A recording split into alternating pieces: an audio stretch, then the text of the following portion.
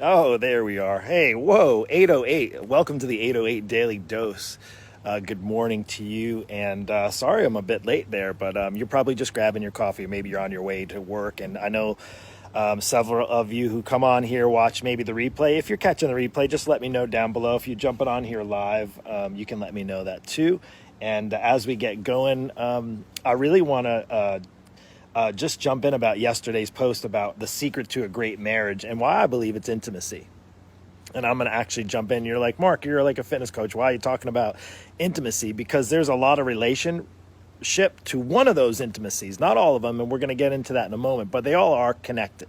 Of course, you're thinking to yourself, yeah, like, if you've been married any period of time, I don't know anybody that doesn't want to have intimacy with their spouse, right? That's just, if you're in a marriage, whether it's 1 year, it's pretty easy. Maybe when it's 1 year, everything's, you're newlyweds and you're hot and heavy, and it's all about the sex and all those good things. But obviously there's much more to intimacy. And one of the things that I think as a coach who helps people on a weight loss and a physical journey, so to speak, a lot of times it gets lost in translation over the years. Maybe it's 10 years, 20 years, 30 years. And one of the things I hear from a lot of my students in my coaching program talk about, they want to look better for not just themselves, they want to have confidence for themselves physically.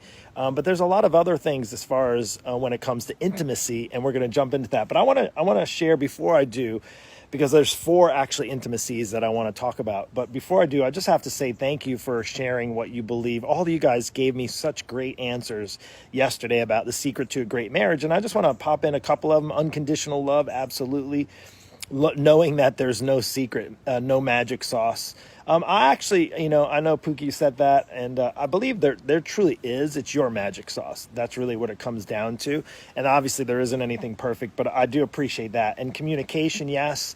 I'm not sure about not getting married. Maybe, unfortunately, this person didn't have as good of an experience, and maybe you didn't either. And I want you to know that maybe you didn't, maybe you're in a relationship now that's not awesome. And I'm not the relationship expert, but I'm going to tell you firsthand experience working with hundreds and hundreds of people about intimacy, about one of the things that you can do, and why, honestly, I believe intimacy is truly the real secret. The real secret. It has been for me. And as I just run through these, let me know when you come on here. Drop it down if you're live. That'd be awesome. Trust and communication. Absolutely. Communication. I definitely agree with you. Forgiveness, right? Separate houses. I don't know about that. I like some of the jokers in there. I appreciate you guys too with the sarcastic answers in there. Clean clothes, good food, and see. Yeah.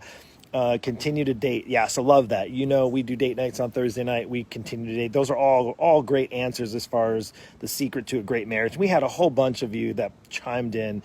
God being the center. That's definitely one of the most important ones, and I'm going to share with that in just a moment. Friendship, happy wife, happy life. Love that, Vinny. That's old school. Happy wife, happy life. And that is so true. Very true. I know my life is much more happy when my wife is smiling on a daily basis. So I do my best to give her that smile.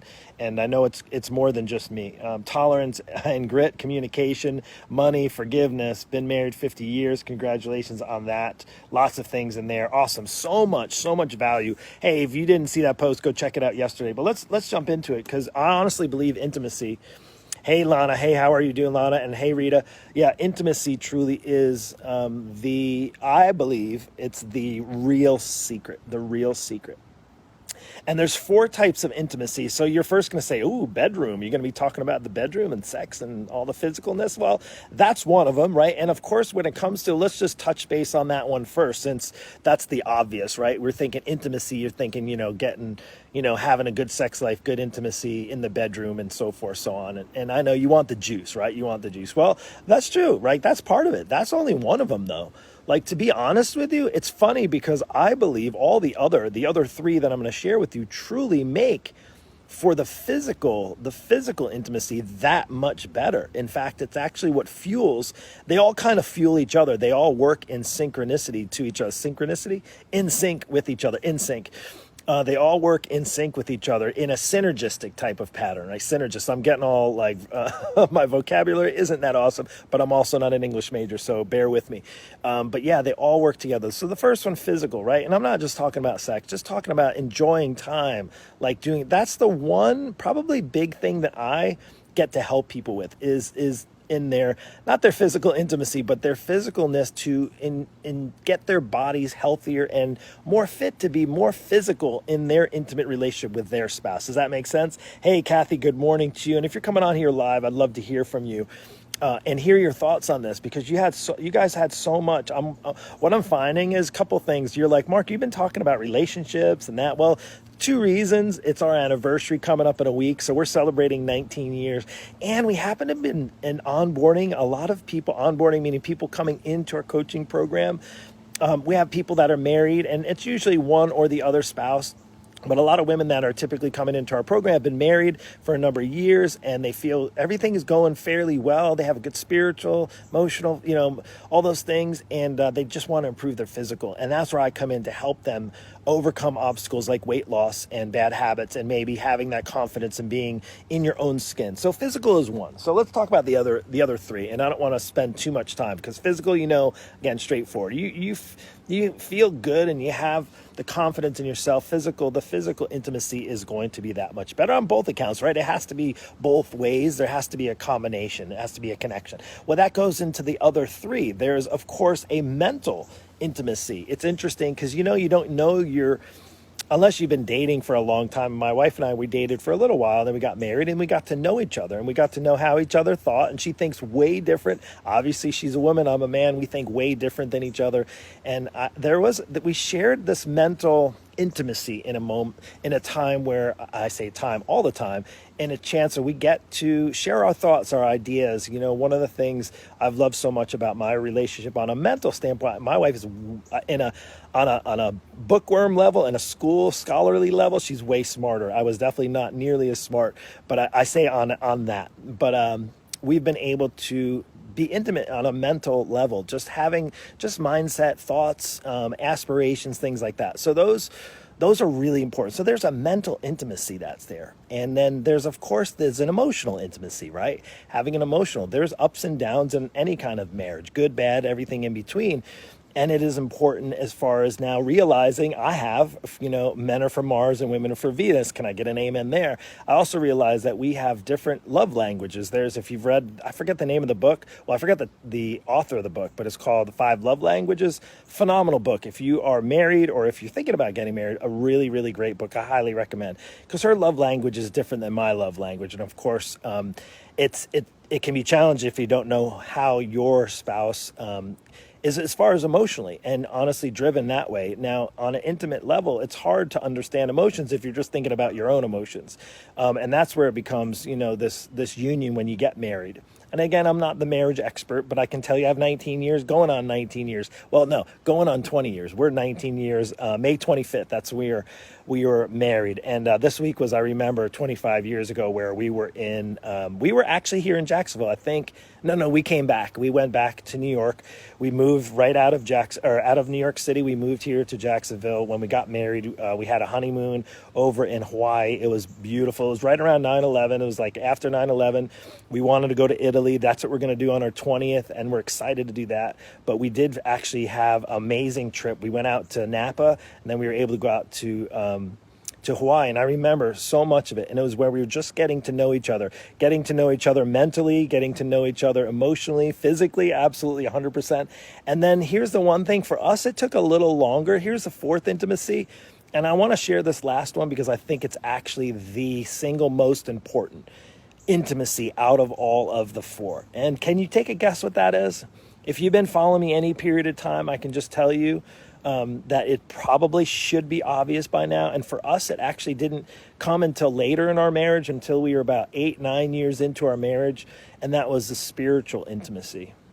And you see, we had that. It was pretty much empty. I would say we understood there was a God, but we weren't really pursuing any kind of spiritual intimacy on our own, separately on our own. We had we understood God and we were grateful and all those things, but we didn't have understanding of any kind of relationship. We never heard, this whole idea of a relationship with God through Jesus. and this amazing gift that's free to anyone. So, I'm not here to go in and give a sermon about that, but I am to tell you that all of those other things, the physical, the emotional, and the mental, those three things really started to take off when we got in touch with our fourth one, and that's the spiritual, and having that spiritual intimacy. And it was interesting because it wasn't a spiritual intimacy with each other first. It was a spiritual intimacy with our Heavenly Father through Jesus, and understanding this personal relationship. And I truly believe, I think what happens in a lot of relationships and marriages where the other intimacies kind of go down the hill is a lot of times it ends up becoming really a result of that last one, that spiritual intimacy. And again, I still don't have it all together, but it is something that has been truly a game changer. It is intimacy. If you look at all of the answers and the responses we got yesterday, from when we got all the responses from you who said what was the key to the secret to a great marriage, it really comes down to, if you look at that, there's a spiritual intimacy that goes along with all of those things. And I would say is, why do I spend time with God in the morning? Well, he's the most important thing in my life, even over my wife, actually, even over my marriage, because I know if I don't have that in lines, it's so much harder to have my marriage in lines. For all those intimacy, I'm talking everything, emotional, mental, physical, and then spiritual. And then we actually share a spiritual bond from that. When we got married, we didn't realize when two becomes one. And we realized that not two doesn't just become one, two becomes one in as well, that holding that Holy Spirit together in that marriage and that covenant that we have, not a contract, that covenant. It's something that is truly amazing. So why do I share that with you? And why, as a coach, you're a fitness coach, why the heck are you talking about marriage and all those things? Because one of the things that I find that ends up being related in this coaching world that I'm in and helping people on a weight loss journey, there's a lot of emotional lack of intimacy and mental lack of intimacy and spiritual lack of intimacy. And a lot of times there's a physical lack of intimacy that goes on, and that's a hard thing.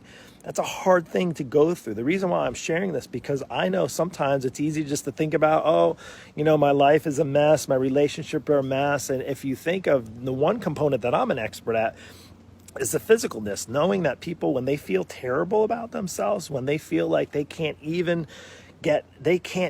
go and get changed in the morning with their spouse in the same room because they are so afraid of how they look and feel and being uncomfortable in their own skin, that they won't let their spouse see them at all, or they can't even look at themselves in the mirror, or they don't want to be in a family pictures.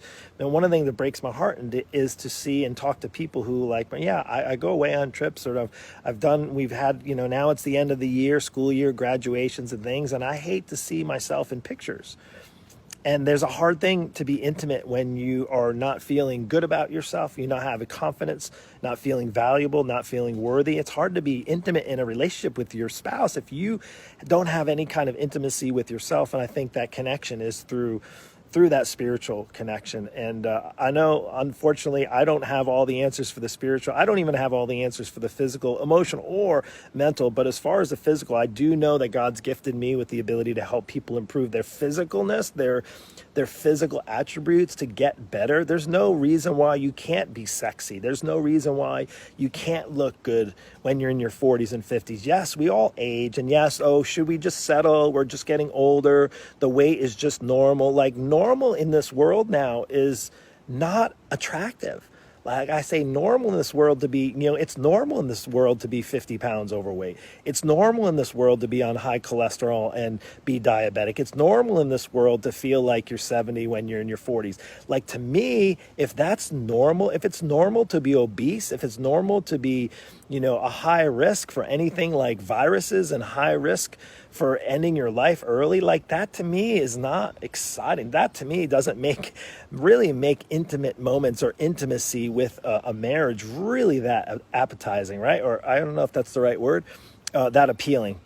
So anyway, I hope this message found you well. And those are truly intimacy. Those four intimacies is truly the secret, in my opinion, to a greater marriage. I'd love to hear your thoughts on that. Rita and Lana, I appreciate you for being on here. And the rest of you, if you come on and if you saw this, if you caught this live, just hit live so I know and I can just connect with you. If you caught this on the replay, I'd appreciate that as well. And this is how it works with Facebook.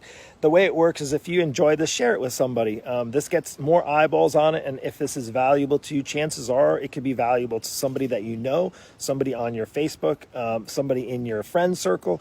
And that's all I want to do is just to spread with as much doom and gloom and frustration and stress and anxiety and fear being thrown in our faces all day long, like pretty much every day, all hours of the day, between the news and media and all those things. I just want to be maybe a different dose for you. And that's why I set up this daily dose, and we're 400 something episodes later. Anyway, take care. God bless. Talk to you soon.